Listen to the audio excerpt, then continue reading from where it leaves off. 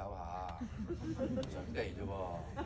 3、2，好似呢個揸相機你都咁快喎。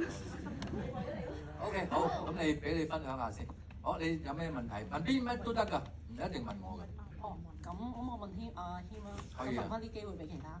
咁阿謙，你今次做呢個角色嘅時候，同你過去做其他電影嘅或者電視劇嘅有啲部分嘅劇情都類似嘅。咁你有咩即係個演戲嘅上面嘅技巧上面，你覺得點樣去分類咧？同埋你今次嘅投入上面，你做咗咩功課咧？另外，你嘅裸露上面有Thank you，時間有限，我哋答啱啱嗰兩題。其實我次次啲角色我覺得都好唔同嘅。咁我其實做功課我都係睇劇本嘅啫，即係其實好多嘢都係根據翻個劇本嘅故事啦、發展啦，咁點樣去理解個角色啦。